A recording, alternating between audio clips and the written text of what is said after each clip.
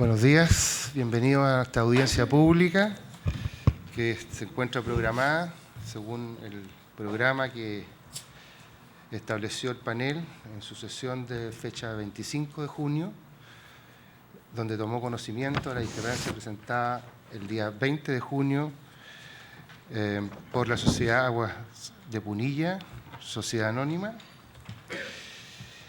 y de conformidad con el artículo 108 del reglamento de la Ley de Concesiones y de las normas de funcionamiento de este panel técnico de concesiones. En dicha sesión, el panel técnico de concesiones tomó conocimiento de esta discrepancia de carácter técnico y económico con el Ministerio de Obras Públicas. Refería a la contratación de la menor capacidad de almacenamiento del embalse en comparación a la capacidad definida en las bases de licitación y en los antecedentes del contrato de concesión y los efectos que de ello impacta o produce en el proyecto. La sociedad concesionaria, en síntesis, solicita que el panel recomiende modificar el contrato de concesión con el objeto de evitar que la sociedad concesionaria quede expuesta a una situación de incumplimiento que no le es imputable en relación con los servicios del contrato. En segundo lugar, que recomiende pagar, por concepto de compensación económica, uno de cualquiera de los tres escenarios de cambio que propone la sociedad concesionaria respecto de la regla de operación del embalse. Y respecto de esto, menciona tres escenarios. En un primer escenario, que se le pague la suma de 2.228.356 unidades de fomento, si el panel considera o estima viable el escenario 1, 4.163.641 unidades de fomento si el panel considera o estima viable el escenario número 2, la suma de 2.321.205 si el panel considera o estima viable el escenario número 3, o en su defecto la suma mayor o menor que estime conveniente, que estime en su mérito el panel, y la debida actualización, una tasa de interés real mensual de conformidad al contrato de concesión o los intereses que el panel estime ajustado al mérito de los antecedentes. Esta controversia se da en relación al contrato de concesión de la obra pública Embalse La Punilla, el cual fue adjudicado por decreto MOP 152 y publicado en el Diario Oficial 22 de junio del 2016. El panel, en su sesión especial, que conforme a la reglamentación y la ley celebró, tomó conocimiento del informe presentado por la Secretaría de Abogados respecto a la admisibilidad, comprobando que se cumplen los requisitos de forma respecto de la presentación efectuada por la sociedad concesionaria y al mismo tiempo los requisitos de fondo relacionados con la competencia del panel respecto de las materias que están dentro de la presentación efectuada por la sociedad concesionaria. Y también estableció el programa de trabajo y dentro de ese programa de trabajo se encuentra esta audiencia pública donde se da la oportunidad a las partes para que digan lo conveniente a sus respectivas posiciones. Muy bien, entonces le dejo con usted la secretaria de Abogados, doña Fernanda, para que explique cómo se va a desarrollar esta audiencia. Buenos días. De acuerdo al programa de trabajo debidamente notificado a las partes, están anotados para exponer el día de hoy por 30 minutos por la Sociedad Concesionaria Aguas de Punilla, Gilton Maffini, ingeniero, Enrique Kalinsky, ingeniero también, José Miguel Bustamante del Río y Aldo Molinari Valdés, ambos abogados. ¿Está correcto? Finalizando su exposición, contaremos con un receso de 15 minutos para volver con las presentaciones del Ministerio de Obras Públicas, respecto al cual están anotados por exponer por 30 minutos don Jorge Jaramillo Selman, abogado jefe de la División Jurídica de la DGC, Marco Rosa Zambrano, abogado jefe del Departamento de Defensa Judicial de la DGC, Víctor Neira Rivas, jefe del Departamento de Construcción de Obras Viales y Hidráulicas de la DGC, y Pablo Vilches, ingeniero civil en obras civiles, jefe de asesoría de inspección fiscal Cruz y Dávila del contrato de concesión. ¿Está correcto? Después tendremos otros 15 minutos de receso y volverán las partes con 10 minutos para cada una para exponer sus alegaciones finales. Se solicita a cada expositor, por favor, acercarse al micrófono, asegurarse de que esté prendido, y a los asistentes que mantengan sus celulares en silencio y que no salgan durante el transcurso de la audiencia. Durante el receso las partes disponen de oficinas que están individualizadas para que puedan utilizarlas, y se les recuerda que las observaciones finales a esta audiencia podrán presentarse hasta el plazo máximo, que vence el 6 de agosto, y los 60 días para emisión de la recomendación vencen el 19 de agosto.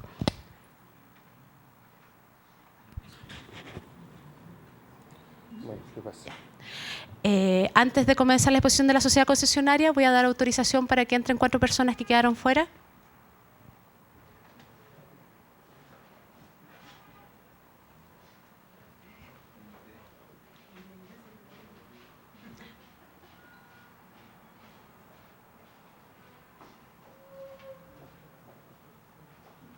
Era más.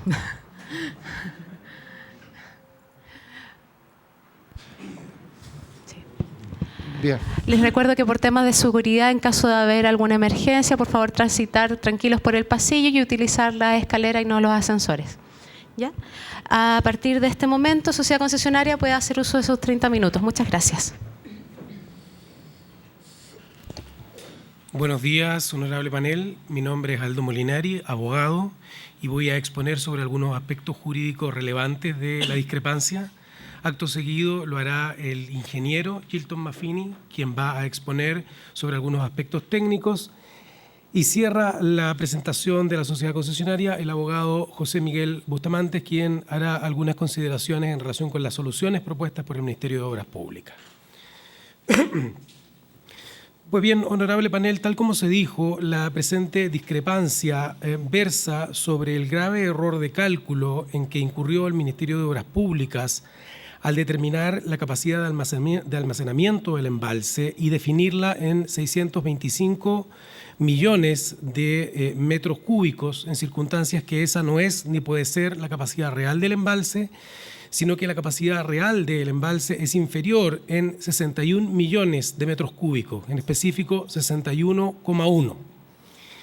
Para graficar la magnitud de este error, vale la pena tener en consideración, honorable panel, que tal como el Ministerio de Obras Públicas conoce, existen proyectos que han sido licitados con ese volumen. Por ejemplo, tenemos el embalse Corrales, de 50 millones de metros cúbicos, el embalse Las Palmas, de 55 millones de metros cúbicos. Es decir, atendido el error de cálculo, podría haber un proyecto paralelo acá con otro embalse. Adicionalmente, la magnitud de este error también se grafica porque, en teoría, para corregir los errores de cálculo de la capacidad de almacenamiento en que ha incurrido el Ministerio de Obras Públicas, para corregirlo habría que remover el volumen igual a 30 veces el Cerro Santa Lucía. De esa es la magnitud del error de cálculo en la capacidad del embalse de que estamos hablando. Finalmente, y como se señaló en la reclamación respectiva, este grave error de cálculo que ha sido cometido por el Ministerio de Obras Públicas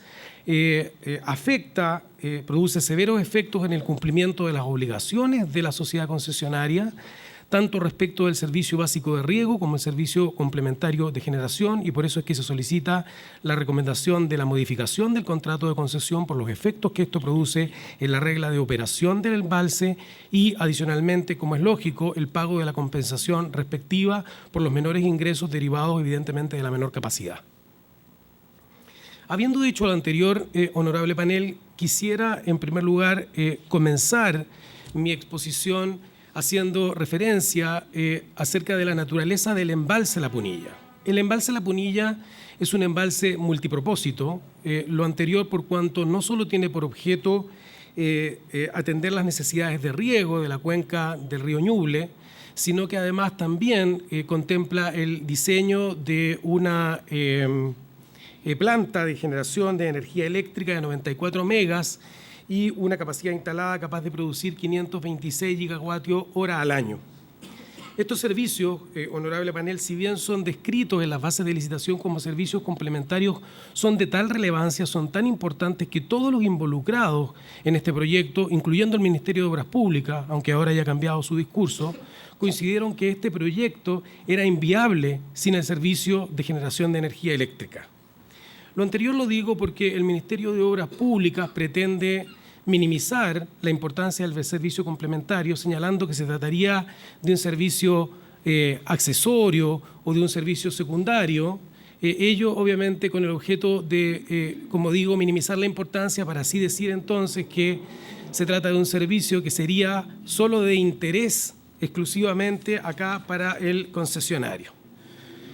Lo anterior, sin embargo, no es efectivo. No es un servicio, el complementario de generación de energía eléctrica, sea de interés exclusivo para el concesionario, y existen hechos concretos y objetivos que demuestran lo que estoy diciendo.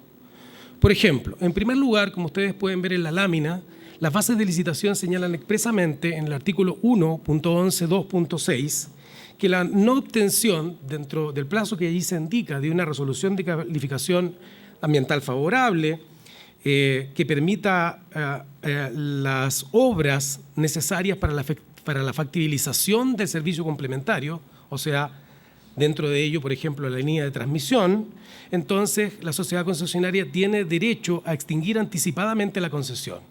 Así de relevante es, honorable panel, el servicio complementario.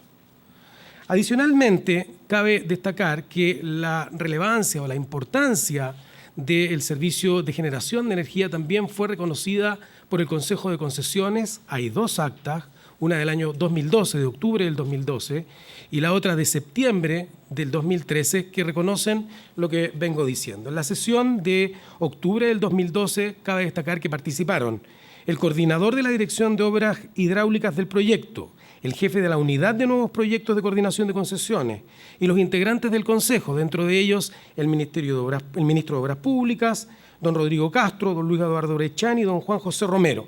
En dicha sesión, como se ve ahí en la lámina, el señor Juan José Romero pregunta si el embalse va a permitir un negocio turístico, a lo que el señor Muñoz responde que sí, así como otros negocios complementarios. ¿Para qué? Dice, para hacer viable el proyecto, tal como el hidroeléctrico. El señor Lagos acota que el negocio hidroeléctrico contribuye a que el proyecto sea socialmente rentable. Y lo mismo ocurre, como decía, en la sesión de septiembre del año 2013, donde cuando se habla de la hidrogeneración, se dice que el modelo considera concesionar el embalse de riego con la posibilidad de desarrollar un proyecto hidroeléctrico. Y se concluye: de esta forma, el Estado captura la renta de generación, lo que permite disminuir el subsidio. Ahí está también la relevancia entonces del servicio complementario de generación de energía eléctrica. Y adicionalmente, todavía hay más evidencia de lo que se viene diciendo.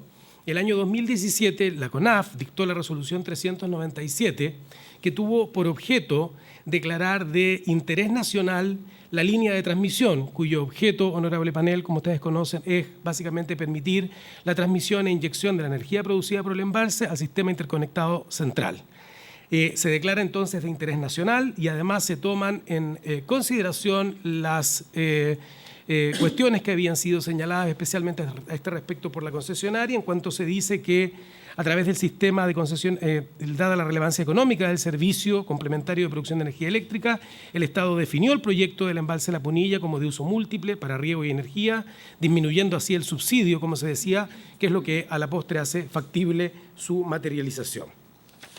Como ustedes pueden ver, honorable panel, la relevancia del servicio complementario de generación está bien lejos de aquello que ha sido afirmado por el Ministerio de Obras Públicas en cuanto a que esto sería únicamente de interés exclusivo de la sociedad concesionaria.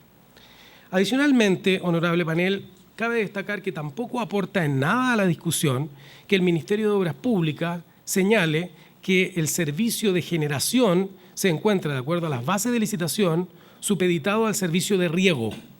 Eso no lo hemos negado nunca. Efectivamente, de acuerdo a las bases de licitación, el servicio de generación está supeditado al de riego, pero eso significa que la sociedad concesionaria, cuando maneje el embalse, evidentemente no puede afectar el servicio básico de riego. Pero no significa, en el fondo, que el servicio básico de riego o el servicio complementario tengan que verse afectados por los errores de cálculo en la capacidad del embalse que han sido incurridos por parte del Ministerio de Obras Públicas. Lo que sucede acá no es que el servicio de generación esté afectando el de riego. Ambos servicios se están afectando por los errores de cálculo en la capacidad del embalse del Ministerio de Obras Públicas. Y otro tanto ocurre cuando el Ministerio de Obras Públicas pretende sostener acá que esto sería a riesgo exclusivo de la sociedad concesionaria. Honorable panel, Tampoco ha negado mi representada que el servicio de generación sea a riesgo de la sociedad concesionaria. El punto es qué es lo que eso significa.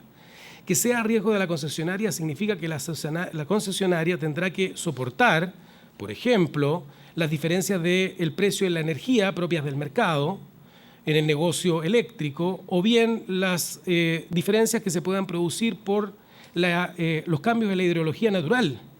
Pero no significa que el riesgo sea a cargo de la sociedad concesionaria, que la sociedad concesionaria tenga que cargar con los errores que fueron cometidos por el Ministerio de Obras Públicas al determinar la capacidad del embalse. Los errores cometidos por el Ministerio de Obras Públicas no son un riesgo contractual que deba ser soportado por la concesionaria. Finalmente, honorable panel, el Ministerio de Obras Públicas también pretende excusarse en su escrito de observaciones, señalando que la capacidad del embalse, definida en las bases de licitación y en general en los documentos del contrato, sería, dice, meramente descriptiva o referencial, que no sería obligatoria para el Ministerio de Obras Públicas y que para ellos no se produciría, en definitiva, ninguna consecuencia producto de los errores que cometen en el cálculo del diseño del embalse. Sobre el punto, honorable panel, quisiera comenzar señalando que la determinación de la capacidad del embalse no es ni puede ser un antecedente meramente descriptivo o referencial. Y no lo es, en primer lugar, básicamente porque la capacidad del embalse ha sido determinante para la sociedad concesionaria al momento de licitar, inducida por el Ministerio de Obras Públicas a través de un modelo de negocios que fue determinado con esa capacidad.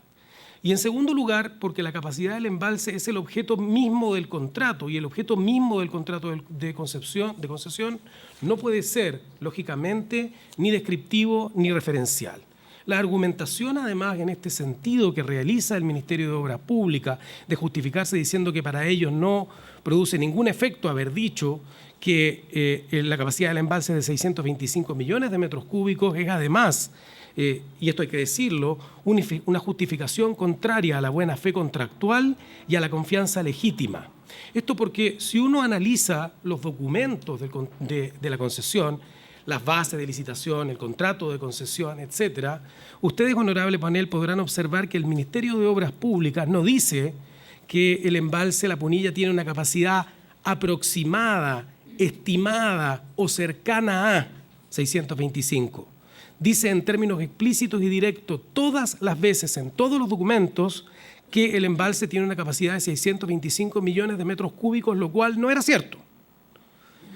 Eso además responde por qué razón la sociedad concesionaria no hizo preguntas al tiempo de la licitación en relación con la capacidad del embalse, por qué razón había que poner en duda lo que el cálculo que había hecho el Ministerio de Obras Públicas y que afirma enfáticamente en todos los documentos de la concesión. Honorable panel, el argumento que pretende en este sentido sostener el Ministerio de Obras Públicas significa entonces que al Ministerio de Obras Públicas no hay que creerle nada.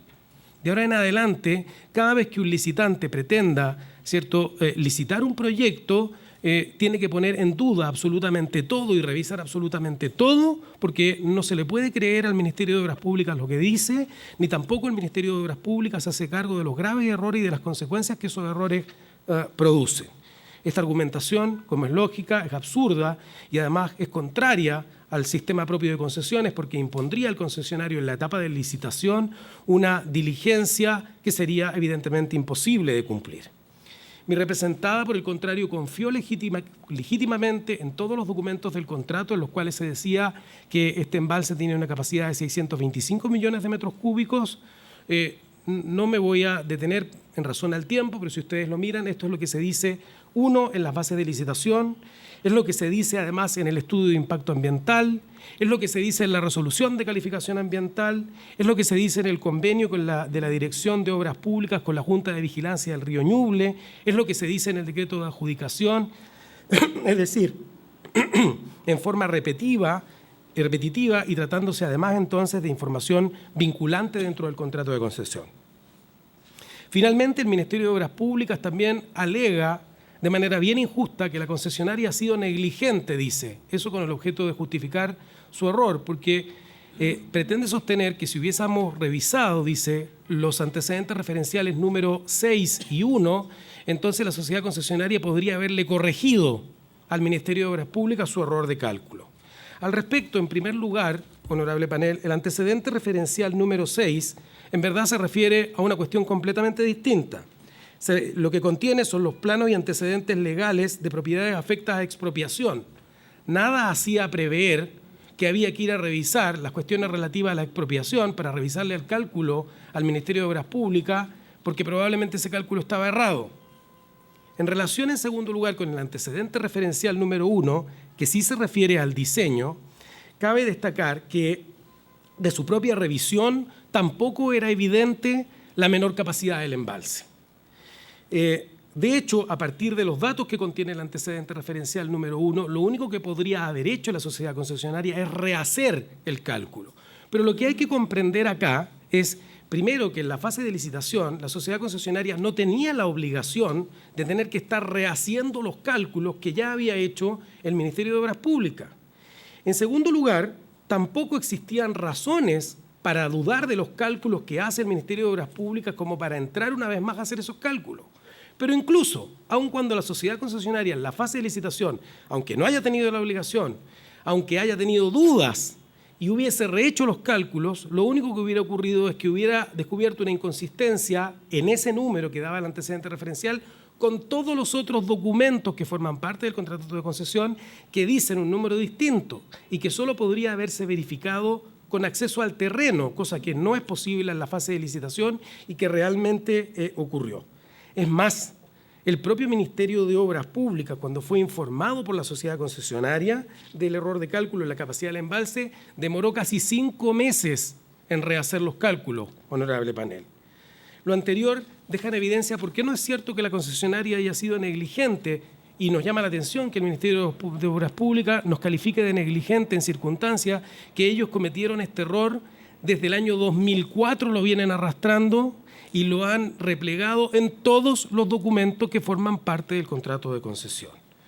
Finalmente, termino mi exposición señalando en todo caso que el error de cálculo de la capacidad del embalse no es parte de la discrepancia, ha sido reconocido por el Ministerio de Obras Públicas, está ahí el oficio del inspector fiscal número 1507 del año 2019, donde se reconoce la diferencia en la capacidad del embalse. Por lo tanto, la discrepancia en realidad se limita exclusivamente a los efectos que produce este error, en circunstancias que el MOP dice que no se afectaría al servicio de generación y, como vamos a demostrar a continuación, desde el punto de vista técnico, se afecta tanto el servicio básico de riego como el de generación, y para eso dejo con ustedes al ingeniero Gilton Maffini.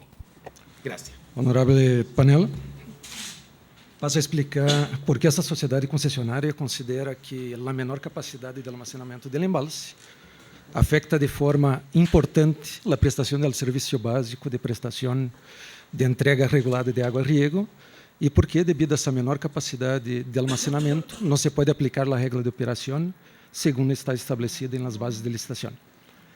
Em primeiro lugar, é importante señalar la función de un embalse.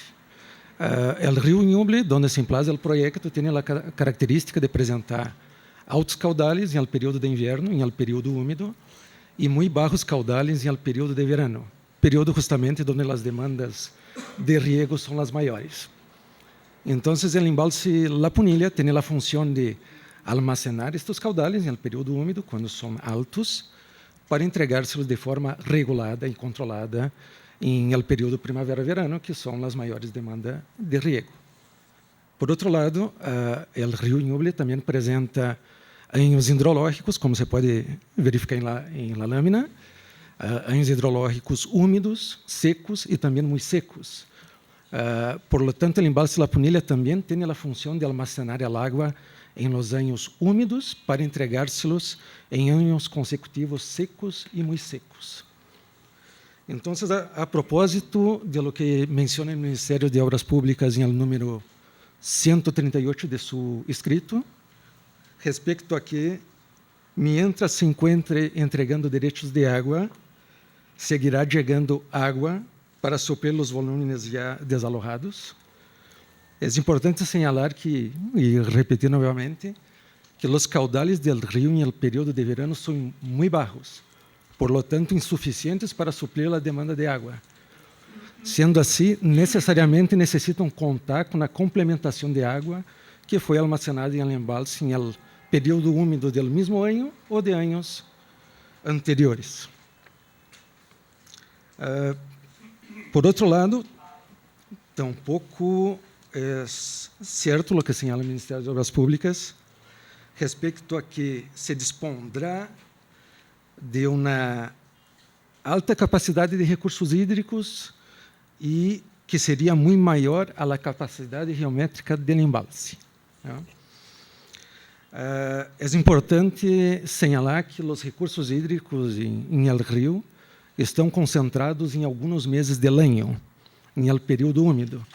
Por lo tanto, de nada sirve ter altos recursos hídricos se não se tem a capacidade de almacená-los para entregá-los de forma controlada e planificada na temporada que se requer, a temporada de riego. Finalmente, se conclui que a menor capacidade do embalse, por lo antes expuesto, se afeta de forma importante a prestação dos serviços básicos de entrega regulada de água. Passo a explicar por que a menor capacidade de almacenamento impide de aplicar a regra de operação tal como foi disposta em las bases de licitação. Como podemos ver em la lâmina, as bases de licitação estabelecem que a capacidade total de almacenamento do embalse é de 625 milhões de metros cúbicos, a qual é formada por um volume destinado a sedimentos de 25 milhões e também por um volume útil de 600 milhões de metros cúbicos. A regra de operação estabelece que esse volume útil, que também é o volume de regulação, seja dividida em 4 porções, como se apresenta. Uma primeira porção, correspondente às ações tipo A, que é um volume destinado a riego. Uma segunda porção, também destinada a riego para as ações tipo B. Ambos volumes estão associados com uma superfície de riego de aproximadamente 70 mil hectares. Também considera um terceiro volume, que é o volume de reserva fijo, que se destina a suplir o déficit de água para as ações tipo A e tipo B, quando os dois volumes anteriores são insuficientes para cumprir com as entregas. E uma quarta porção, como se señala, que é o volume de reserva flexível, que é o volume de livre disponibilidade do concessionário e corresponde a 80 milhões de metros cúbicos. A regra de operação estabelece a obrigação de levar uma contabilidade separada e em forma individual de cada uma dessas 4 porções. Por lo tanto, também considera que a suma destas 4 porções tem que resultar exatamente em 600 milhões de metros cúbicos, tal como señalado na regra de operação e nas bases de licitação. Pero o importante de señalar respeito a estas porções, que cada uma delas, segundo se estabelece na regra de operação, tem uma função específica, seja para riego, seja para suprir a necessidade de riego a los outros volúmenes, seja para sedimento ou seja para livre disponibilidade do concessionário. Pero, em nenhum caso, estas porções são destinadas a corrigir ou reparar um menor volume ou uma menor capacidade de almacenamento. A regra de operação, em estes termos, não se pode cumprir toda vez que fisicamente já não há os 600 milhões de metros cúbicos considerados. Por lo tanto, a contabilidade das porções já não são aplicáveis segundo a regra estabelecida. A regra de operação também determina, ao princípio de cada temporada de riego, estabelece um procedimento para determinar as entregas de água ao largo de toda a temporada de riego.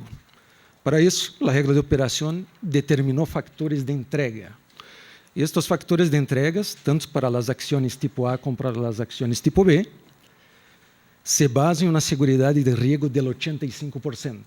É decir, ao menos 85% do período, 85% de los anos, se debe cumplir com a totalidade das demandas de riego e, para o período restante, os outros 15%, há que cumprir ao menos com 50% da demanda. É importante señalar, como podemos ver na lâmina que se apresenta, que estes fatores de entrega, basados na segurança de riego de 85%, consideram volume de almacenamento útil de 600 milhões de metros cúbicos, associado a uma superfície de riego de 70.000 hectares aproximadamente. Por lo tanto, al ter uma menor capacidade de embalse e al ter menor volume útil, estes factores deixam de ser aplicáveis, como dispõe a regra de operação. Em síntese, se consideramos o volume real, a capacidade real de almacenamento que existe, e aplicamos a regra de operação tal como está estabelecida em las bases de licitação, se generariam graves inconsistências na entrega de riego, tanto por la contabilidade como por la aplicação de los factores de entrega. Por outro lado, a menor capacidade de almacenamento, desde luego, expõe ao concessionário a multas por incumprimento.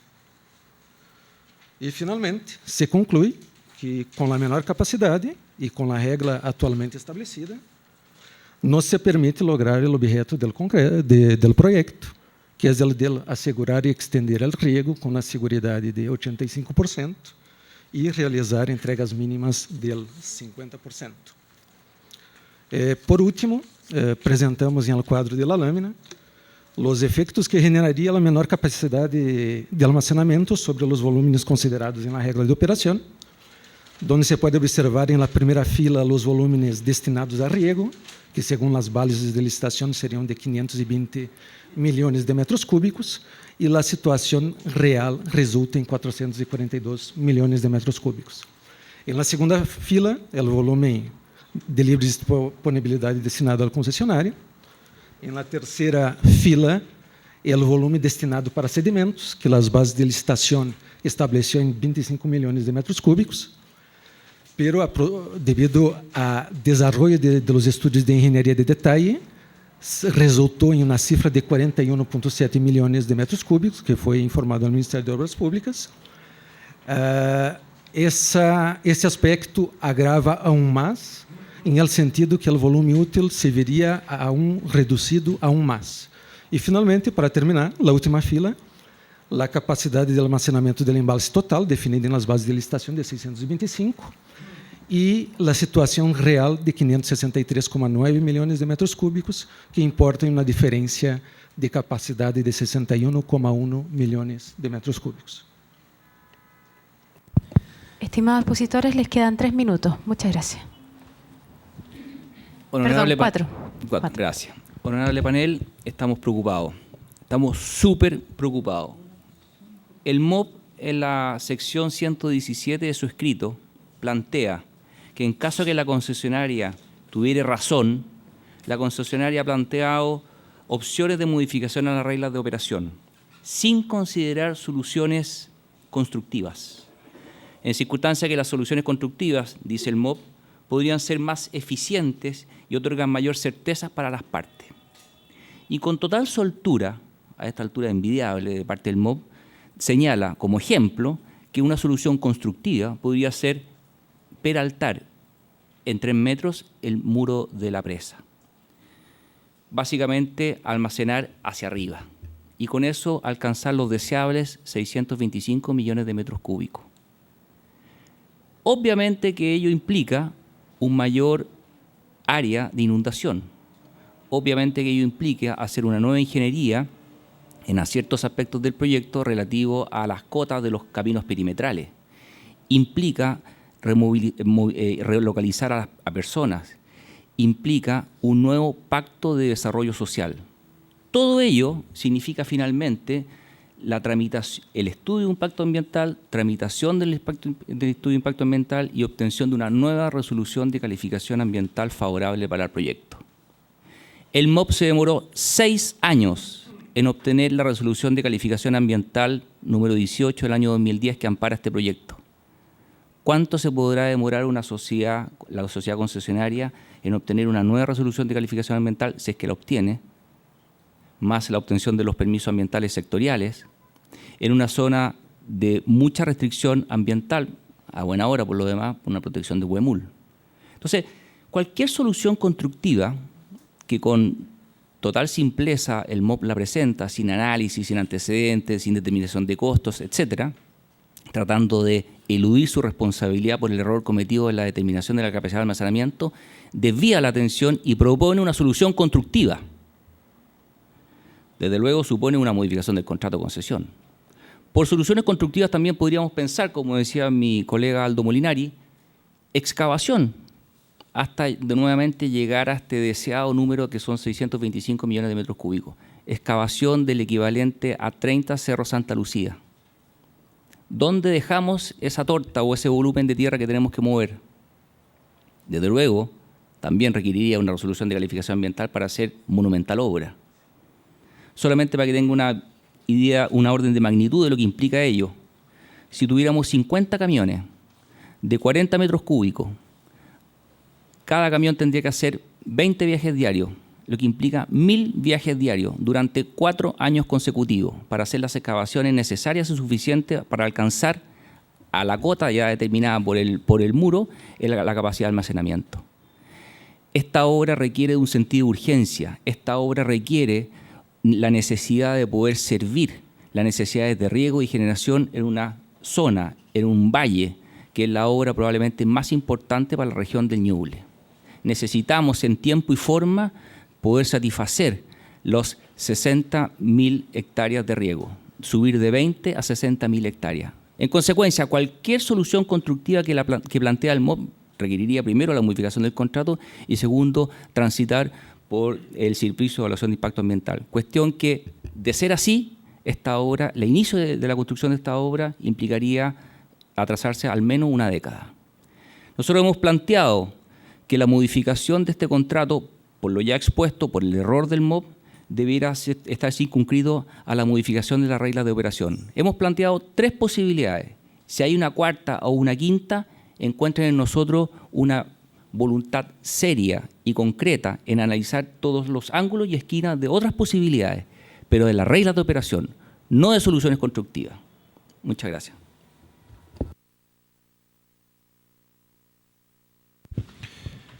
Bien, muchas gracias por la presentación.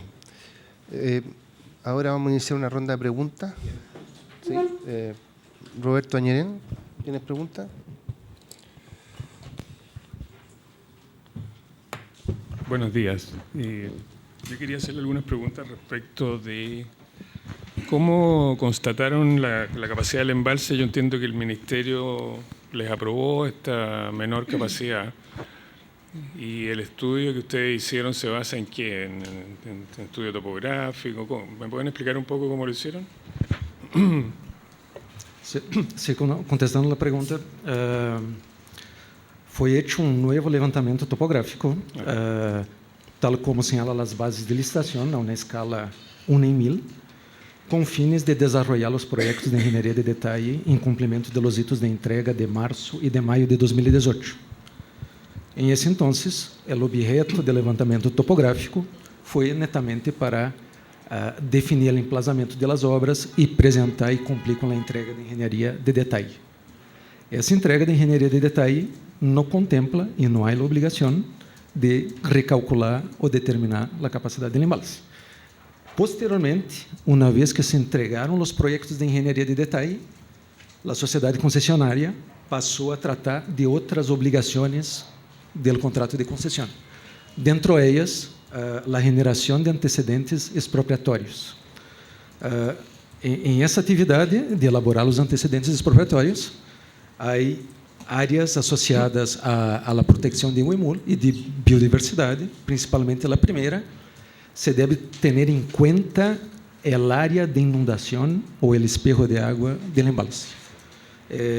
A partir del ejercicio de elaborar los antecedentes de expropiación, basado en la nueva topografía que la sociedad concesionaria realizó el año 2017. Eso ya estamos hablando como junio, julio del año 2018. Constatamos que la superficie inundada era menor a lo que se informaba en los documentos de contrato. Por lo tanto, prendemos la alerta, porque se la se a superfície é menor a la indicada, tratemos de revisar também o volume. E solicitamos, primeiramente, a nosso contratista principal, que revisara, sobre a base do levantamento topográfico hecho, quanto se tratava o volume com base nesse levantamento. E o volume reportou uma capacidade menor a la disposta nas bases de licitação. Tendo em conta a importância dessa informação, solicitamos a nosso contratista verificar com 2 outras empresas. Uma empresa projetista, que é uma empresa internacional, que é quem elabora os projetos das obras de embalse, e, adicionalmente, pedimos para fazer a mesma verificação com a empresa especializada em topografia. Por nosso lado, como sociedade concessionária, contratamos uma terceira empresa para fazer a mesma verificação sobre o mesmo levantamento topográfico. Resulta que, produto da revisão das 3 empresas, chegaram em a mesma ordem de magnitude em la diferença que se reporta de 61 milhões de metros cúbicos. Por lo tanto, em esse momento, estamos falando de agosto de 2018, tratamos, uma vez revisada toda a informação, de comunicar o hecho relevante ao Ministério de Obras Públicas, que se deu ao 6 de setembro de 2018.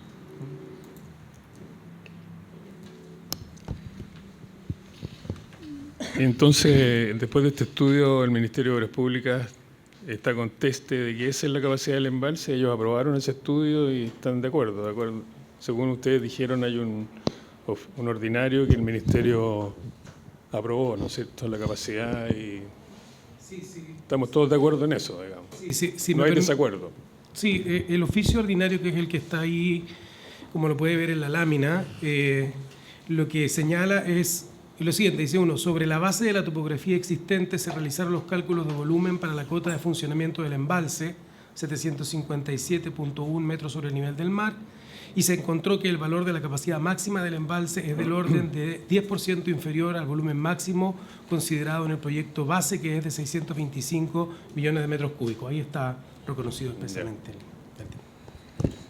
La segunda pregunta que yo tengo se relaciona con la hidrología, porque mirando el gráfico que ustedes presentaron, la hidrología, por lo menos de los años 97, 98, digamos, 99, es bastante pobre, digamos. Entonces, una cosa es la capacidad del embalse y otra es la hidrología con que se cuenta, porque uno puede tener el estanque del auto multiplicado por 2, pero si no tiene plata para echarle benzina no sirve para nada. Entonces, ¿ustedes chequearon que la hidrología del río Ñuble es capaz de llenar ese embalse con la capacidad que tiene? ¿O mantenerlo en el 85% que usted tiene que cumplir según las bases de abastecimiento de riego? ¿Eso está hecho en algún estudio hidráulico, digamos? Me imagino que habrán estudios que soportan este diseño y este volumen, y etcétera, digamos. Sí, buenos días. Buenos días. Efectivamente, se utilizó el mismo estudio que hizo la empresa consultora RAU Ingeniería en el año 2014, que fue acompañado con la presentación, ¿no es cierto?, que con la resolución aprobatoria de ese estudio. En ese estudio se hicieron las simulaciones, en base a un modelo de simulación a nivel mensual de 30 años, para determinar las reglas de operación del embalse. Con ese estudio, la conclusión fue todas las disposiciones que estipula la regla de operación, lo que se mencionó, por ejemplo, los distintos volúmenes para las acciones A, las acciones B, etcétera. Y lo más importante es que se demostró que era factible regar las 60.000 hectáreas actuales con seguridad 85%, y además 10.143 hectáreas como máximo de las acciones tipo B, y dejando un volumen de libre disponibilidad para el concesionario de 80 millones de metros cúbicos.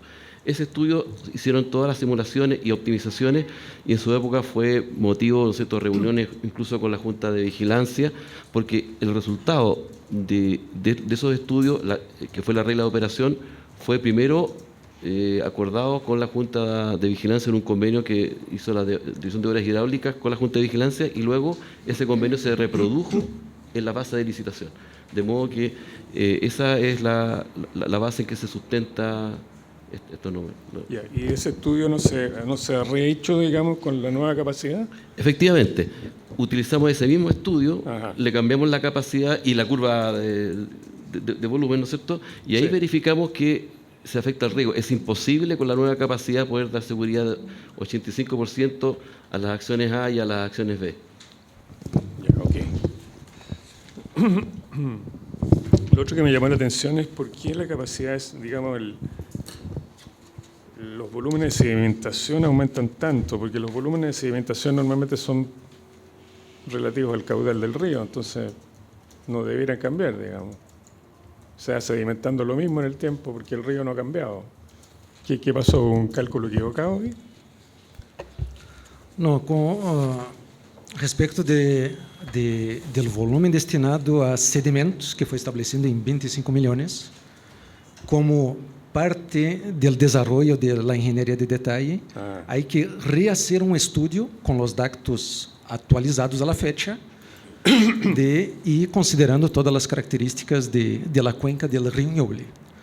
Producto de ese estudio y de las metodologías aplicadas, se encontró un mayor volumen de deposición de sedimentos. Por lo tanto, el volumen que se considera para destinar estos sedimentos es el volumen que limita, digamos, la captación de la obra y que debe ser superior a estos sedimentos y que, segundo bases de licitación, debe garantizar una vida útil mayor o igual a 100 años. Por lo tanto, es producto de un desarrollo de un estudio de ingeniería de detalle. Ya, o sea, los cálculos iniciales no estaban correctos, por decirlo así, digamos. ¿Había algún problema con los cálculos? Porque aumentó casi el doble la sedimentación, digamos, según sí, este producto gráfico que está mostrando. del estudio y de la actualización y de la metodología. Ya. Porque eso también tiene que ver con la capacidad de uso del agua del embalse, porque mientras más sedimentación, más chico el embalse. Así es. Además del error en la determinación de la capacidad, ese mayor volumen de sedimentos agrava en la reducción del volumen útil disponible. Respecto al tema del estudio de impacto ambiental, porque obviamente con un cambio de este tipo, ¿no es cierto?, el estudio de impacto ambiental es otro. Así es la ley que tenemos en Chile, por lo menos. Digamos, usted disminuye las capacidades, aumenta, digamos, tiene que hacer de nuevo el estudio. ¿Ustedes lo están haciendo o no hay nada al respecto por el momento? ¿O hicieron un estudio de impacto ambiental con la capacidad inicial, ¿no es cierto? ¿Y qué pasa con la capacidad?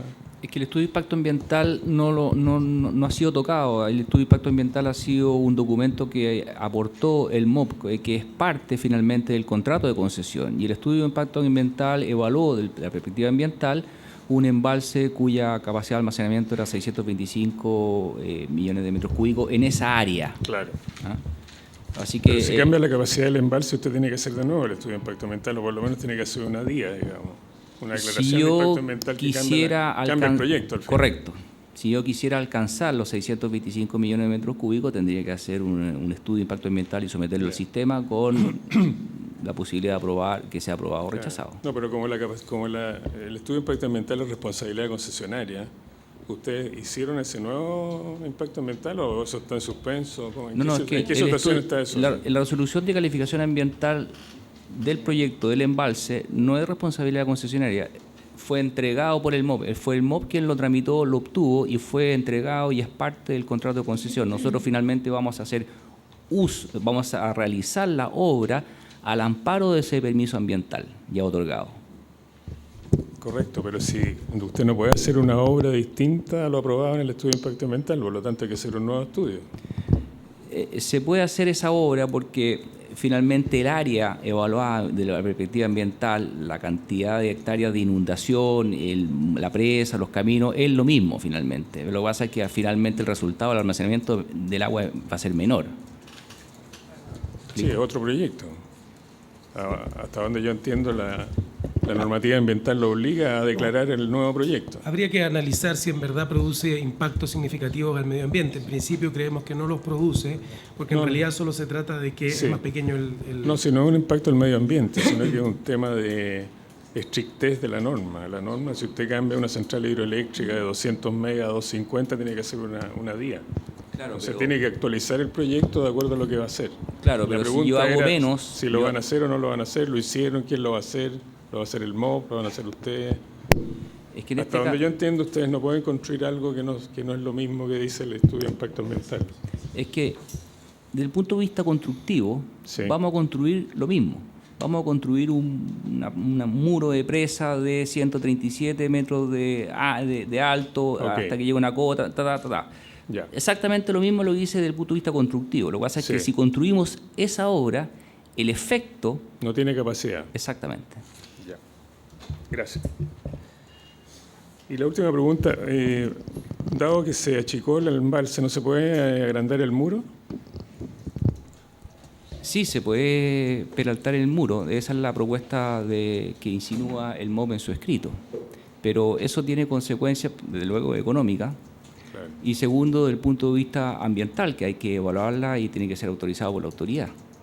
Y consecuencialmente requeriríamos primero una modificación del contrato de concesión. Segundo, tendríamos que obtener nuevos permisos ambientales y solo a partir de ahí, y para el caso eventual, y ojalá que probable, se obtenga la resolución de calificación ambiental, podríamos iniciar la construcción. Como le decía, el MOB se demoró 6 años. El MOB. No Sí, sé cuánto pero nos eso- vamos a demorar nosotros. Entonces ahí quedamos fuera de todo Sí, plazo, programa y los costos asociados, desde luego.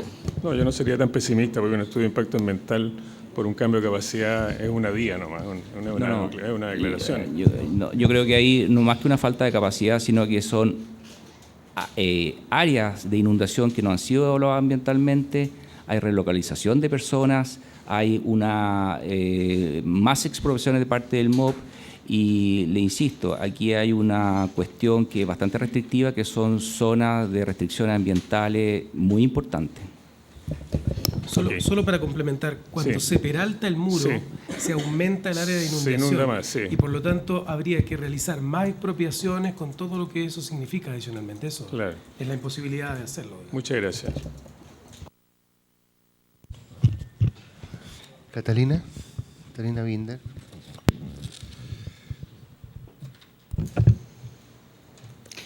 Yo tenía la misma duda respecto del aumento del volumen de sedimento, pero ya lo explicaron. Y además quisiera preguntar, considerando todo lo que ustedes han explicado y sostenido, teniendo presente también que el MOB reconoce que el embalse tiene una capacidad de aproximadamente un 10% menos de lo que se indicó en el proyecto, quisiera al abogado Aldo Molinari que me explicara cómo podríamos armonizar lo que establece el punto 2 con lo que acabo de mencionar anteriormente, lo que establece el punto 2.1, el artículo 2.1 de las VALI, que dice que el objeto consiste en la construcción y explotación de una... El objeto no, esa es una palabra que usé yo, pero lo que sí dice literalmente es consiste en la construcción y explotación de un embalse de 625 millones de metros cúbicos. El 2.1, ahí está. Entonces, quisiera poder entender y cómo se podría armonizar entonces esto, porque aquí yo podría pensar que esa es la obligación principal de la concesionaria, es construir y explotar un embalse de 625 millones de metros cúbicos. ¿Cómo lo armonizo? Porque este contrato, si establece esa obligación principal sin perjuicio de los servicios complementarios que están incorporados dentro del contrato, etcétera, quisiera que desarrolle un poco ese punto. Sí, bueno, como mencionaba hace un rato atrás, lo primero que hay que observar y que es bien relevante, ¿cierto?, es que esto no es solo la obligación de la sociedad concesionaria, como habíamos dicho, es objeto del contrato de concesión, ¿cierto? El objeto del contrato de concesión es la construcción y explotación de un embalse con esa capacidad de 625 millones de metros cúbicos, en circunstancias que luego nosotros, ¿cierto?, verificamos que en realidad eso no es efectivo porque el embalse, como ustedes ya han podido observar, tiene una capacidad menor. ¿Cómo lo armonizo eso con el objeto del contrato? Bueno, hay que modificar el contrato. No puedo armonizarlo de otra manera. Ese es el problema en el que se encuentra actualmente la sociedad concesionaria. Por eso que estamos solicitando entonces a este honorable panel como recomendación el hecho de que permita la modificación del contrato de concesión. Porque evidentemente lo que habrá de ocurrir es que como la capacidad del embalse es menor y no es esa, entonces no se trata solo de no poder construir y explotar un embalse de 625 millones de metros cúbicos, sino que las obligaciones que derivan para la concesionaria, como se explicó hace un rato atrás, no van a poder ser cumplidas, básicamente porque se afecta, atendida a la menor capacidad, la regla de operación. Y eso afecta tanto el servicio básico de riego como el servicio de generación de energía eléctrica. Entonces, compatibilizarlo como está actualmente no es posible. Y por eso necesitamos entonces modificar en primer lugar el contrato de concesión.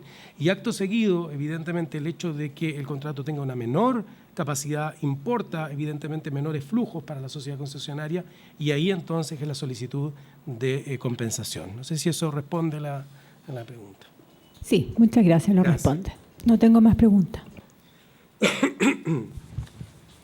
Teodoro.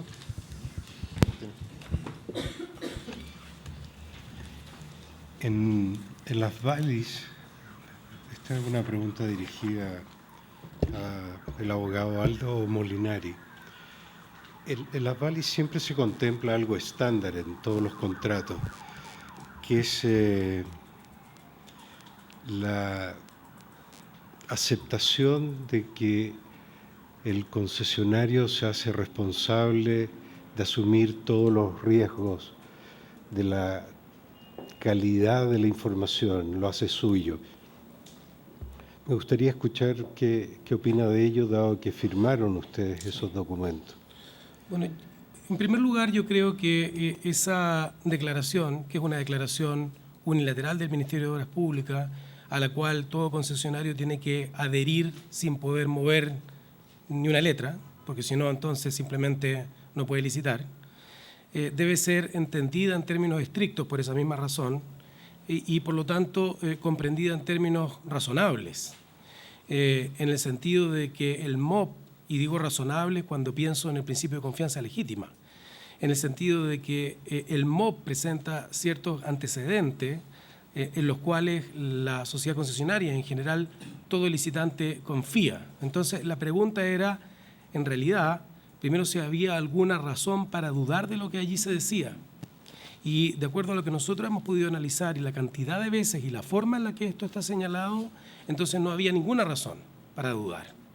Entonces, cuando uno entiende esta declaración unilateral que la hace la sociedad concesionaria en aceptar responsabilidades, debe entenderse responsabilidades que son razonables, previsibles, porque si no, al final del día, entonces no tendríamos por qué estar aquí, nunca habría ninguna discrepancia, porque lo cierto es que uno siempre tendría que aceptar todo lo que dice el Ministerio de Obras Públicas, porque según ellos los riesgos son siempre de la sociedad concesionaria, uno aceptó absolutamente todo, no puede reclamar, ¿cierto? Entonces, yo creo que ese tipo de declaraciones contractuales debe ser entendida a la base de ciertos principios de derecho público, como lo es la confianza legítima. Y esto lo digo además porque si este fuese un contrato de derecho privado, el error cometido sería un error sustancial que habilitaría a demandar la nulidad de este contrato.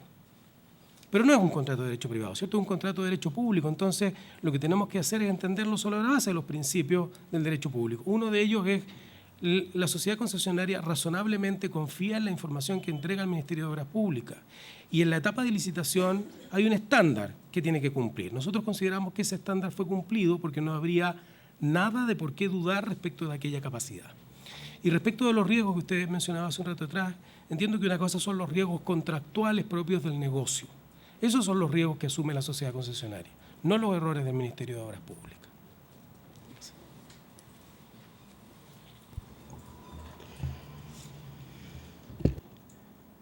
En general, los embalses que desarrolla el Ministerio de Obras Públicas tienen que ver con regadío, si no estarían hechos por otro ministerio, y de hecho aquí están incluidos de una manera bastante tangencial para que puedan ser aceptados por Contraloría en el Ministerio de Obras Públicas. La variable de adjudicación aquí era el mínimo subsidio, no era la mayor generación eléctrica, ¿no es cierto? Y la condición era tener un embalse de determinadas características, 625 millones de metros cúbicos. ¿Por qué no están interpretando de que eso era lo que tenían que hacer? ¿Por qué no están interpretando de que lo que tenían que construir era un embalse de 625 millones de metros cúbicos? ¿Por qué está diciendo de que hay un error de parte del MOP? Y en vez de construir lo que se les pidió que había que construir. Porque, como mencionaba, y dejo enseguida a José Miguel hace un rato atrás, construir eso, o sea, una solución constructiva que permita un embalse de esas características, requeriría peraltar el muro, ¿cierto? O sea, aumentarlo y por lo tanto aumentar la zona de inundación, y eso probablemente requeriría nuevas expropiaciones y por lo tanto un ingreso de nuevo al sistema de evaluación de impacto ambiental, y por lo tanto a esta altura parece una solución prácticamente imposible. O de lo contrario, ¿cierto? Como dijimos hace un rato atrás, tener que excavar más para poder alcanzar esa capacidad, pero excavar 30 veces el Cerro Santa Lucía, y ya comentaba José Miguel Bustamante hace un rato atrás lo que eso significa en cuanto a movilidad de tierra, dónde dejar esa tierra, camiones y los costos involucrados. Por lo tanto, no nos parece posible en lo inmediato una solución de esas características. No sé si tienen algo más que agregar. Sí, a propósito del costo, simplemente haciendo uso de los números de la misma Valley, si quisiéramos excavar esta cantidad de tierra y moverla, y haciendo uso, insisto, de los números que indica la misma Valley, como bajo el ítem de excavación de material común de 0,10 UF el metro cúbico, más el transporte de excedente, que es 0,18 UF el metro cúbico, mover esa cantidad de tierra significa 17 millones de UF. Este proyecto cuesta 9,4 millones de UF. Dicho eso, efectivamente, usted tiene razón en el sentido de que el criterio de asignación fue el menor subsidio ofertado, pero el menor subsidio ofertado supone que la sociedad concesionaria tenía un volumen de agua suficiente para poder disponer y generar energía eléctrica. Ese volumen disponible es muy importante porque si bien la planta generadora produce bajo la modalidad de una planta hidroeléctrica de pasada, toda vez que debe finalmente cumplir con la entrega regulada de agua, pero ese volumen disponible es el grado de gestionabilidad que tendría cualquier central hidroeléctrica y por lo tanto tiene la posibilidad de vender a un precio aún más caro. Y esa es la falta de ingresos que se provocaría una capacidad de almacenamiento menor. El 67% de la producción de energía eléctrica es a través de la modalidad hidroeléctrica pasada, el resto de almacenamiento. Y eso tiene un costo variable distinto y a veces bastante importante para efectos del despacho de las centrales de generación de energía eléctrica para servir la demanda instantánea de energía eléctrica del sistema. Si han llegado a concordar de que hay una diferencia del 10% respecto de la cifra que estaban los antecedentes referenciales, uno podría llegar a suponer que si ese dato era más que referencial, por lo que ha señalado su colega, estaríamos en un caso que está bien descrito en la ley como una obra extraordinaria, uno podría llegar a considerarlo. En la tesis de que se le encarga algo, los datos no están correctos, se dice de que hay un 10% de desviación, hay que hacerlo, ok, es una cifra de un 10% de desviación, pareciera que hay concatenado. Entonces, hay viabilidad de hacerlo, sale caro, pero se puede hacer. Toma tiempo, hay tiempo, los regantes van a reclamar, pero se va a hacer. En algún momento probablemente los nietos van a tener piscina para nadar, pero de viable es viable, ¿okay? Hay un costo, hay un tiempo. Entonces pareciera que el foco de la cosa aquí es qué rol juega el antecedente referencial respecto del cálculo que se está haciendo sobre una topografía de algo que no ha existido todavía. Porque el hoyo no está hecho, entiendo, ¿no? La topografía que define la capacidad de almacenamiento es la propia geometría de la cuenca, ¿no?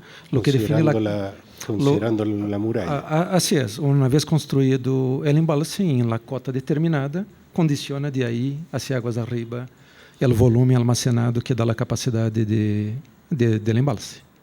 Y usted señaló que había certeza de que el embalse, con los flujos de entrada y salida de agua, era factible que acumulara 625 millones de metros cúbicos. Así es, contestando la pregunta, los recursos hídricos disponibles, los caudales afluentes, no cambian. Lo que cambia fue producto de ese error en la determinación de la capacidad, la información del volumen almacenado. Pero la construcción del muro, la tipología, su altura, sigue igual. Lo que condiciona de ahí para atrás es una capacidad menor a la informada. Okay. Siguiendo con usted, el ingeniero, ¿no es cierto? Sí. Sí. Me gusta hablar con los ingenieros. Ustedes ya lo saben que hay una tensión, pero se ha ido solucionando en el tiempo.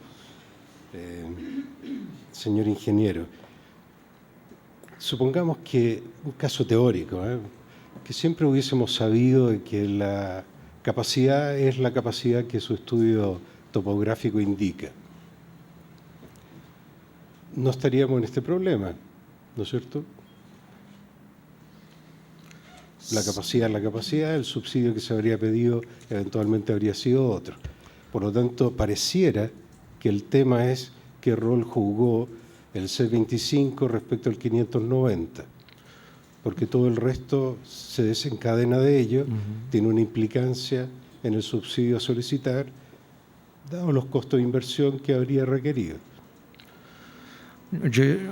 Llegaríamos a la misma situación, porque lo que fue ofertado, el modelo de negocio que fue presentado, fue con base a los ingresos de un embalse con una capacidad de 625 millones de metros cúbicos.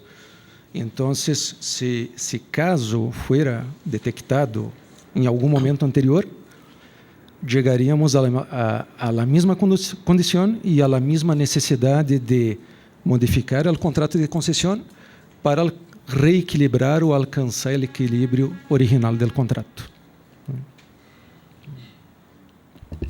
Básicamente los ingresos del proyecto son tres: venta de energía, riego y subsidio. Pero esos ingresos fueron evaluados, fueron dimensionados y fueron modelados sobre la base de un volumen de almacenamiento 625.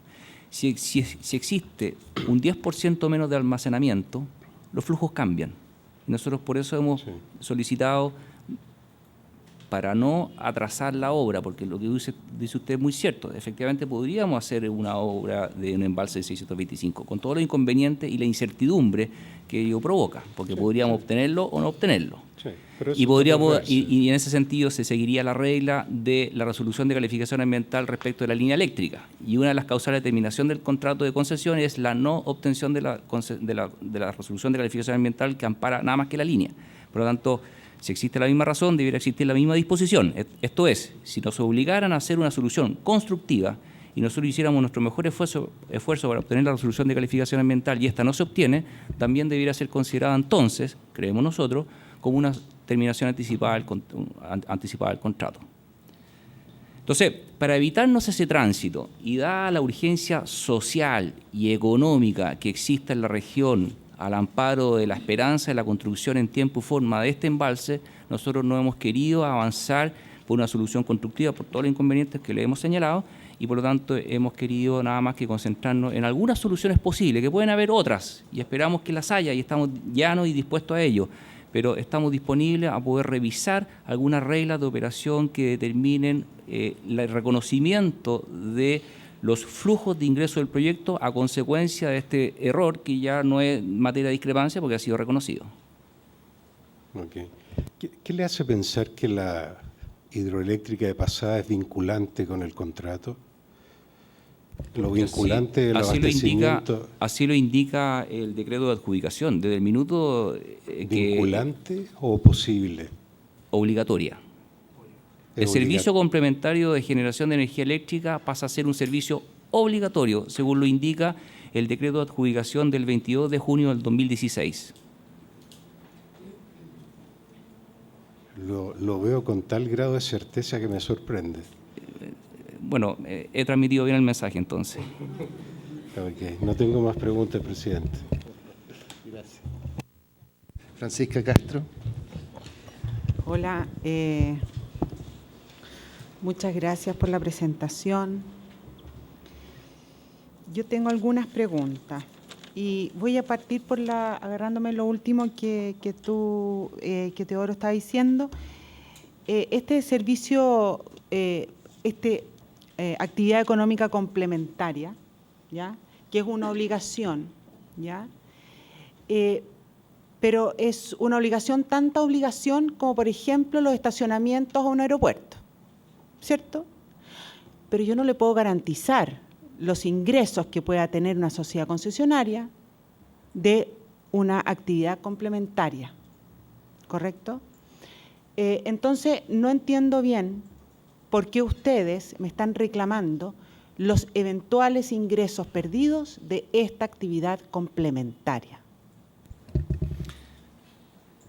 Francisca, le agradezco la pregunta, porque nos permite aclarar algunas cuestiones que dijo Aldo. Desde el minuto en que este proyecto tiene un servicio complementario o una actividad económica complementaria como la generación de energía eléctrica, la concesionaria corre el riesgo de la hidrología. Puede haber o no puede haber agua producto de la hidrología. La concesionaria también corre el riesgo de los costos marginales instantáneos en el nudo de inyección. Esos son los riesgos que toma la concesionaria. Pero no le pueden pedir a la concesionaria que además asuma el riesgo de la falta de capacidad de almacenamiento. Ese riesgo no es un riesgo, es un error. Nosotros vamos a adoptar y tomamos la decisión y tomamos el riesgo de la falta de hidrología. Podríamos generar más o generar menos. Podríamos generar nada más que la de pasada y no así la de almacenamiento. Y vamos a correr el riesgo de los costos marginales instantáneos. Nada más que eso. Muy bien, a mí me quedó muy claro por lo menos. Tengo otra pregunta. Respecto a las... o sea, una más fácil, que en el fondo es como ustedes están hablando de la construcción. De la construcción, me encanta cómo están hablando. Yo que trabajo en el mundo minero, para mí no es tan obvio que se pueda peraltar un muro, ni tampoco tan obvio que se pueda llegar, excavar y depositar lastre en cualquier parte. Parece que ustedes lo dieron como obra adicional viable. No, yo no la tengo tan clara. No. No es viable. No es viable. O sea, nosotros justamente hicimos el punto porque para nosotros es descabellado que siquiera el MOP lo haya presentado como ejemplo. Nosotros lo rechazamos de plano de eso, porque creemos que no hay... O sea, no sé si se puede hacer, pero habrán que haber estudios de ingeniería de manera que puedan pensar si es que se puede peraltar el muro, ni que decir con los métodos de construcción de hoy día, porque los riesgos de los peraltes de los muros hoy día no son... no son cosas de discusión. Y la excavación del lastre, el tema también. Pero habiendo dicho eso, a usted el MOP fue y le encargó, haga por favor una carretera que me conecta Santiago con Los Vilos. Y usted se topó que no llega a Los Vilos. Nosotros podemos hacer la carretera de aquí a Los Vilos, pero en el entendido que iba a haber un cierto flujo de tránsito. Pero después me quedo con la sorpresa de que hicieron un camino paralelo, por lo tanto ese tránsito ya no es posible de revisar. Ya. En el fondo, aquí nosotros participamos de un proceso de licitación para la construcción de un embalse. Exacto. Y le están diciendo, haga el embalse. Haga el embalse. Nosotros hicimos los cálculos y ese embalse, según lo que se indica en las bases, todos los documentos, que son muchos documentos consistentes, todos con 625 millones de metros cúbicos, no se puede alcanzar. Nosotros estamos disponibles a hacer el embalse tal cual se nos encargó con los permisos ambientales. Pero el problema es que tenemos una cola inferior. Pero es que ahí es donde viene el argumento de que el riesgo es suyo, porque le digo, usted le dijeron, haga el embalse. No, el riesgo, la hidrología es nuestra, pero no es la capacidad de almacenamiento. Muy bien, muchas gracias. Y lo otro que querría es que me pueden explicar por qué ustedes están solicitando o nos proponen 3 alternativas de compensación. ¿Me las pueden aclarar, por favor? Económica, 3 alternativas de compensación económica. Sí, como comentó nuestro colega, hicimos 3 simulaciones económicas, restando la diferencia de capacidad de alguna porción para presentárselas al Ministerio de Obras Públicas. Obviamente, como decía, puede tener una cuarta, una quinta alternativa, pero partimos primeramente de un primer escenario que se conservan los volúmenes de las acciones A y B y el volumen de libre disponibilidad y se resta la diferencia de capacidad del volumen de reserva fijo. De antemano, sabíamos que esse exercício, não, conllevava, digamos, a uma menor entrega de demandas de água, pero há que compreender também que o modelo que considerou o concessionário em seu negócio é que quando se entrega os volúmenes de água, se entrega também generando. Por lo tanto, al tener menor entrega de riego, também implica em ter menor ingresso por generação. Esse foi o primeiro cenário. O segundo cenário que se apresentou foi com base em volume que está destinado a las acciones B, que são acciones que aún não tem dueño, por decir, las acciones A, sí, es de los actuales regantes. Entonces, por lo tanto, se hizo el ejercicio restando la diferencia de capacidad, la menor capacidad de este volumen. Y el último escenario que presentamos, que es el número 3, conservamos los 2 volúmenes de riego y el volumen de reserva fijo y tratamos de restar del volumen de libre disponibilidad del concesionario. Este último escenario demonstra o cumprimento ao riego, pero a sacrifício do volume de livre disponibilidade. Então, basicamente, apresentamos 3 alternativas, sem perjuízo que pueda ter ao Ministério de Obras Públicas outras alternativas. ¿Cómo hace la evaluación del monto a compensar? ¿Con qué valores y precios, si es que no hay dentro de las bases alguna referencia a dichos montos, a dichos precios, por ejemplo, a la energía? Respecto a los precios de energía específicamente, sería importante dividirlo en 2 etapas. Primero se hizo la verificación a través de un modelo de generación com base em la série hidrológica histórica, como comentou o colega, e a projeção de que generação a menos resultaria devido à menor capacidade. Com essa diferença de generação anual, se aplicaram os preços proyectados com base em uma consultora especializada para esse fim. Então, basicamente, determinamos fisicamente, a partir de um modelo de generação com base na hidrologia, quanto seria a menor generação provocada por la menor capacidade. E logo, sobre a base dessa menor generação, aplicamos os resultados de um estudo de preços que acompanhamos na apresentação.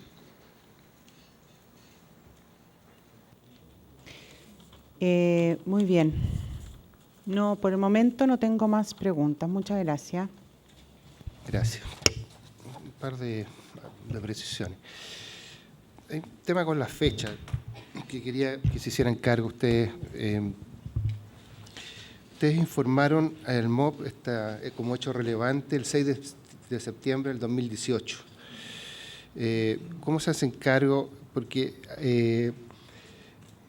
el estudio topográfico que les sirvió de base es de octubre del 2017, según señala el MOP. O sea que hubo un año posterior,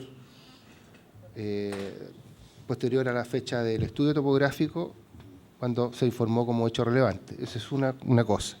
Y en segundo lugar, la presentación del proyecto de ingeniería es de marzo del 2018. ¿Sí? Y en ese estudio de ingeniería ustedes lo hicieron sobre la base de 625 millones de metros cúbicos. ¿Por qué nos aclaren esa parte, por favor? Okay. Respecto al primer punto, sobre las fechas. Sí, sobre las fechas, porque si sabían ustedes de este tema, ¿por qué demoraron tanto en comunicar como hecho relevante, un año prácticamente, al Ministerio de Obras Públicas, esta disminución de la capacidad de embalse? Y segundo, después hacen el proyecto de ingeniería considerando los 625 metros cúbicos, cuando ya se sabía, el estudio topográfico ya lo habían hecho. Okay. Según lo que tengo entendido, de octubre del 2017. Correspondente a la fecha de levantamento topográfico, que efetivamente foi realizado em outubro do ano 2017 e foi realizado conforme estabelece a base de licitação em uma escala apropriada, 1 em 1000. Este levantamento foi realizado com fines do desenvolvimento da engenharia de detalhe, que tinha como hitos de entrega el março e maio de 2018.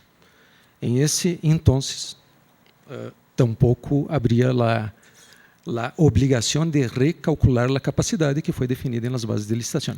Então, o levantamento topográfico que foi feito em 2017 foi com o objeto de dar informação para emplazamento e desenvolvimento de los projetos de las obras del embalse.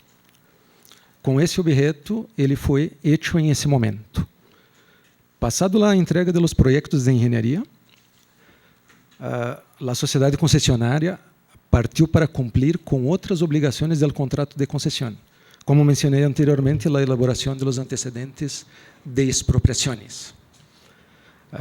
Em esse exercício, que era necessário definir uma área por expropriar, estava relacionado a área inundada, o espejo de água.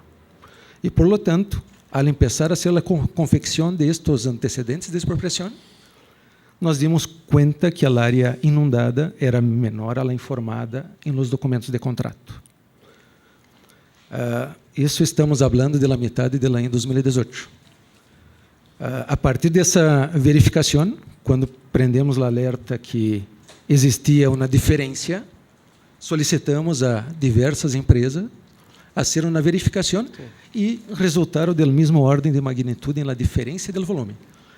Pero é importante que, tanto em 2017, como na entrega de engenharia, como durante os antecedentes de expropriação, não há nenhuma obrigação da sociedade concessionária em determinar a capacidade do embalse que foi informada nas bases de licitação.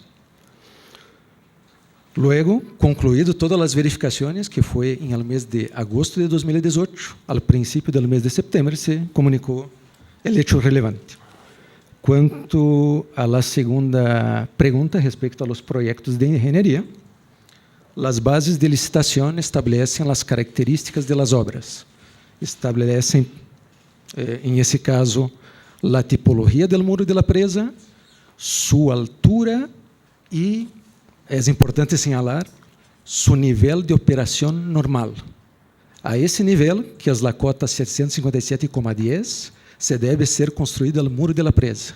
Em consequência, o volume de almacenamento resultante é o que está associado a esse número de projeto. Então, os projetos foram hechos e desenvolvidos acorde ao que dispõe de la Vale.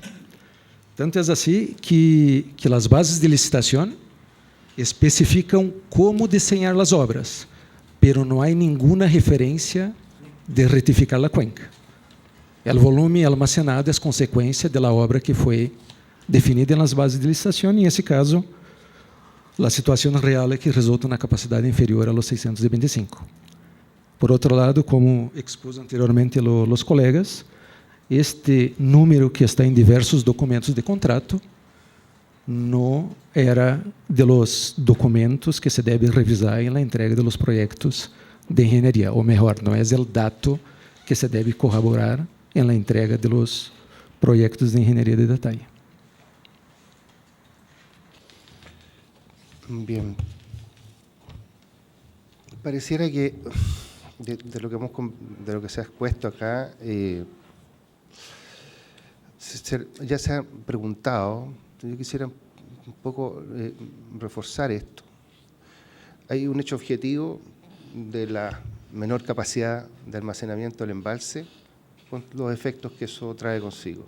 Pero el tema, y esto es un poco para los abogados, el tema, la pregunta legal, jurídica en este caso, es si efectivamente era una obligación de la sociedad concesionaria o, porque aquí hay un contrato, hay un mandante y hay una descripción del encargo, ¿no es cierto? Está el 1.3 de las VALI y otros que se han mencionado. Entonces, hay que hacerse cargo de eso. Digamos, si efectivamente estamos en presencia de una obligación, constrúyame un embalse que tenga una capacidad de 625 o es realmente un dato entregado por el MOP y que le dice, mire, esto va a tener una capacidad de 625 y aquí entonces está la teoría de ustedes, la posición de ustedes, de que aquí en realidad estamos en presencia de un error, ¿no es cierto?, de cálculo que se reflejó en la base. Esa es la dicotomía que tenemos acá y que me gustaría que pudieran desarrollarla y exponer brevemente sobre este punto, esquemáticamente. Gracias. Si uno revisa el artículo 1.10.9.3 de los servicios complementarios propuestos por el concesionario, estos servicios complementarios deben ser aceptados por el inspector fiscal, a excepción del de producción de energía eléctrica específicamente, el cual de informarse positivamente, como se ha dicho, queda autorizado con la adjudicación entonces del contrato. Ahora, de acuerdo con el párrafo sexto del artículo 1.9.1.2 de las mismas VALI, en el caso del servicio complementario, los proyectos respectivos debían ser presentados en forma conjunta con la única última entrega del proyecto de ingeniería de detalle de las obras relativas al servicio complementario de producción de energía eléctrica.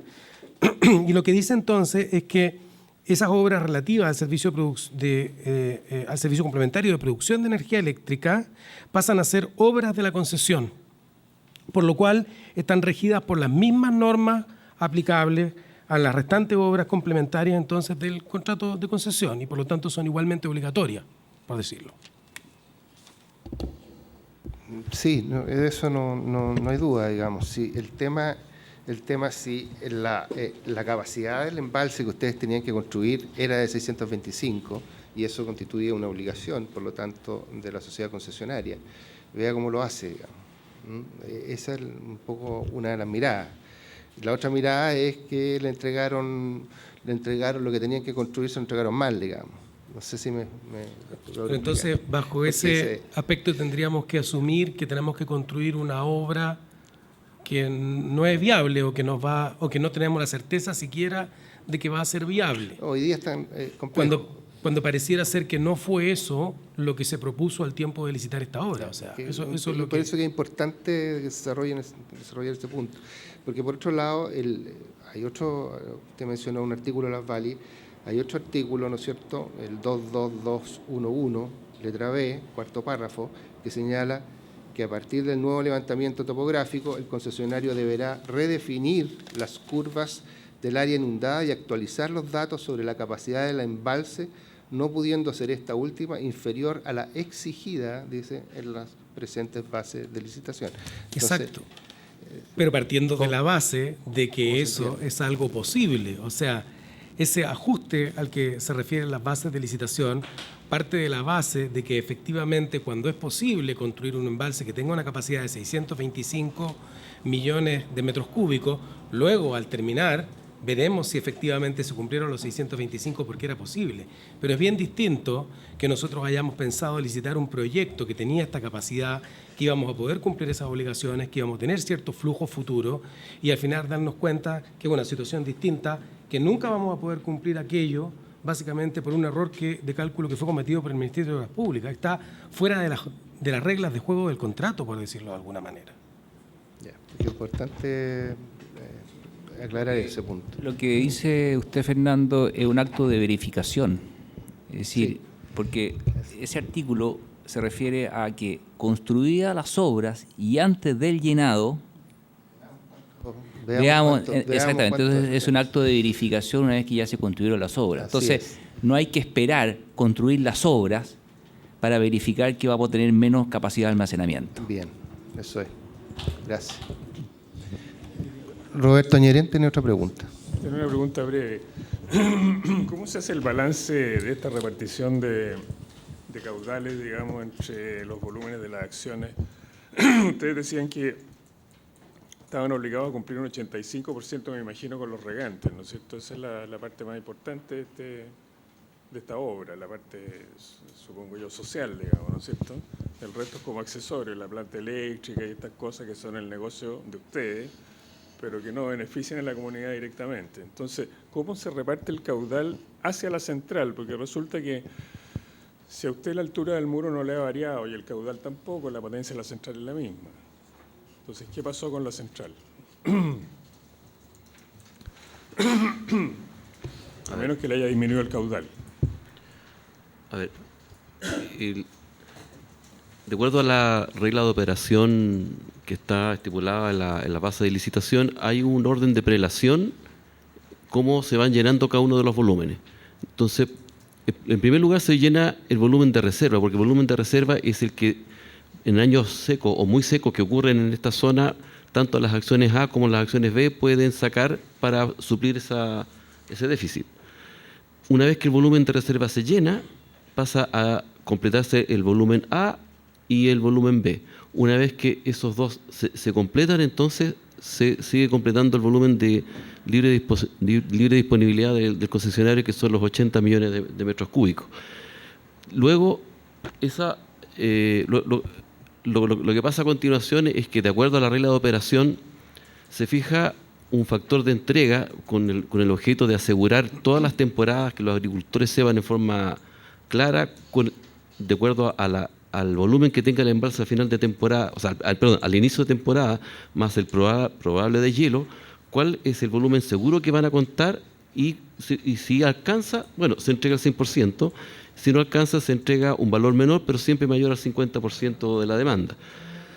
Y el objetivo es que el embalse, desde el punto de vista del riego, el 85% de los años yo entregue el 100% de la demanda. El 15% restante entregue a lo menos el 50% de la demanda. Ese es el estándar del servicio de agua regulada para riego. Ahora, bien, una vez que se van entregando, de acuerdo a los factores de entrega de la regla de operación, se van entregando estos caudales, también se aprovechan a ser generados. Pero recordemos que el concesionario, de acuerdo a la base de licitación, tiene un volumen de reserva de su libre disponibilidad. Entonces, contabilizando ese volumen, el concesionario podría aumentar los caudales de acuerdo a su conveniencia, a sus negocios particulares. Pero siempre, como lo establece Andrés Valley, con la prioridad y supeditado al riego. O sea, primero cumplo la base de licitación en cuanto a que la entrega de riego se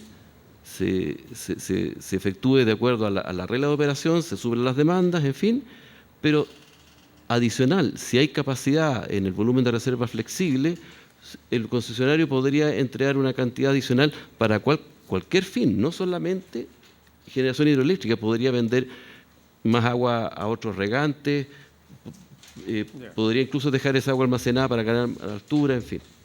Claro, pero la pregunta concreta era ¿en cuánto le disminuyó la potencia de la central con respecto en relación al 10% de pérdida de caudal, digamos? Esa es otra cosa. La potencia se mantiene, o sea, la potencia, la característica de los equipos de generación es la misma, son 94 megas instalados. Lo que pasa es que producto de la menor capacidad del embalse, van a haber muchos años en que el embalse no va a ser capaz de acumular el agua en el invierno y esa agua se va a perder por el vertedero, no se va a poder generar.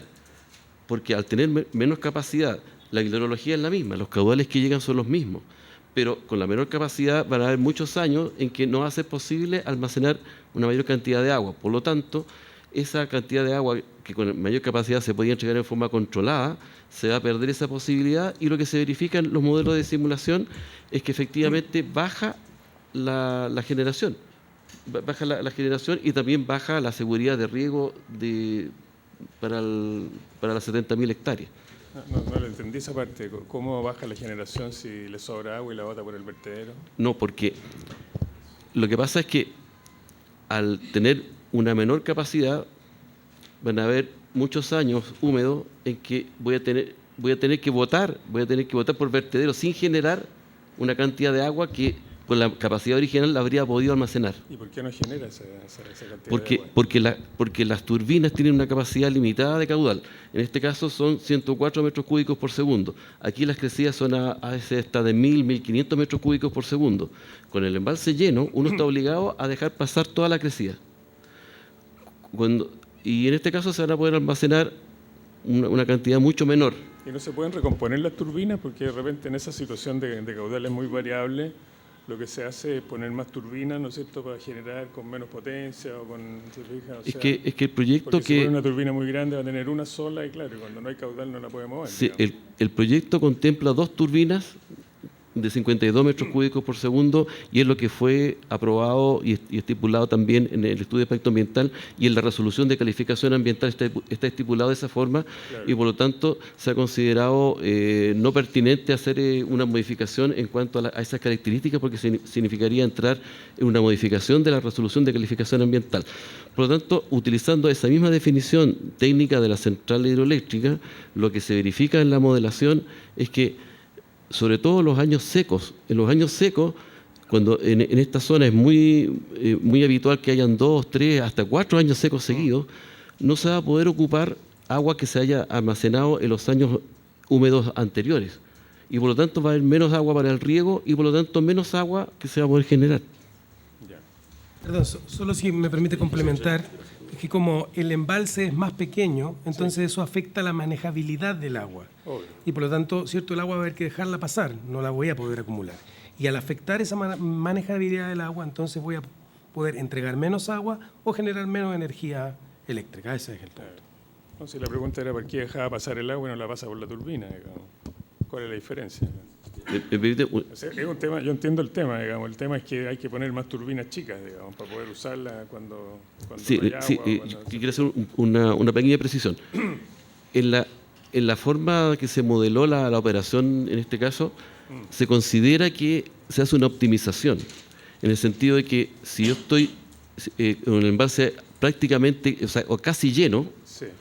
Y en los meses de invierno, o sea, entre mayo y septiembre, se asume que el embalse va a rebasar y por lo tanto se entrega en forma anticipada el rebase, turbinando en esos días al máximo de la capacidad del caudal. Y sin perder caudal, porque si no lo hubiera turbinado, esa agua se habría tenido que de todas maneras botar por vertedero. O sea, eso ya está considerado en la optimización de la central. Y finalmente la última pregunta es que si usted decidiera el peralte del muro, ¿no es cierto?, también le va a aumentar la potencia de la central. Gratis, digamos, porque el caudal es el mismo. Claro, sí, entonces, pero hay un upside, digamos, del proyecto. Sí, pero teóricamente sí, pero en la práctica lo que pasa es que la cantidad de días que está la central operando con el máximo nivel son pocos días del año que son en invierno y solamente cuando han sido años húmedos o muy húmedos. Entonces son pocos días que se tendría ese pequeño delta, digamos. En la práctica el efecto es muy bajo. Bien. Bueno, muchas gracias. Gracias, presidente. Bien.